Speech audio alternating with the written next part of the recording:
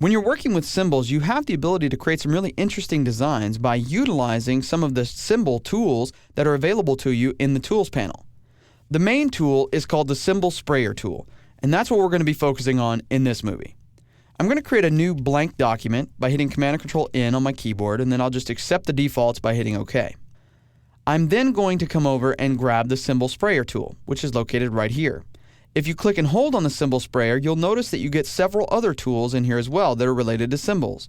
The Symbol Shifter, which allows for the symbol to be rearranged inside of a symbol group. The Symbol Scruncher, which scrunches symbols together. The Symbol Sizer, which allows you to resize symbols on the fly. The Symbol Spinner, which allows you to rotate symbols.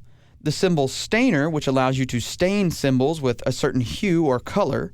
The Symbol Screener, which allows you to sort of screen other symbols on top of one another.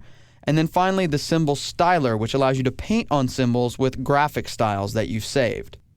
You'll also notice here on the right you have this small arrow which you can click. That will give you all of the symbol tools in their own free-floating panel. So I'll keep those out so we can use those. I'm then going to adjust the size of my Symbol Sprayer brush, which works just like any other brush inside of Illustrator.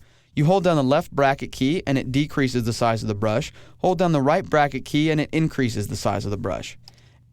In this case, I'm just going to reduce the size of the brush quite a bit. And then I'm going to come over and grab the Vector Grime symbol.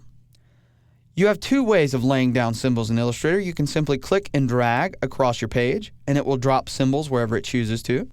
Or you can point and click. So I can drop one here, here, here, and maybe even up here. Let's move this panel out of the way.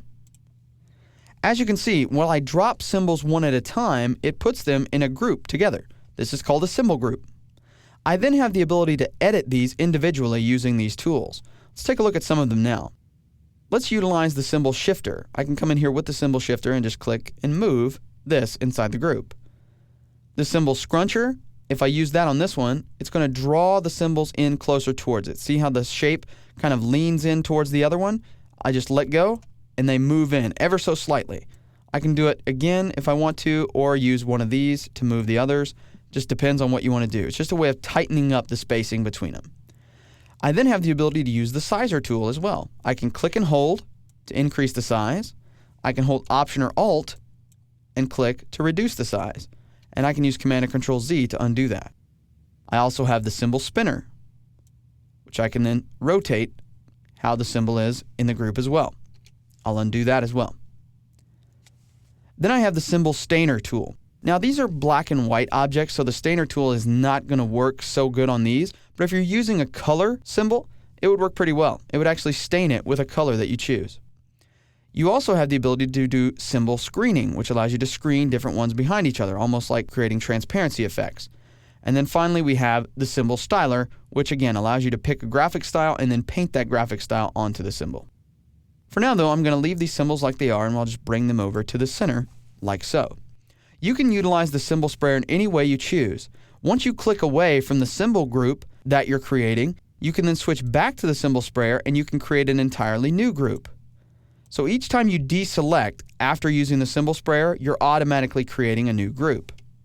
So while you have this group selected, if you switch to the Symbol Sprayer, you can actually add to the group. I'll hit Command or Control Z to undo that. Symbol groups are very flexible in that regard. You can simply add or remove symbols from them at any given time.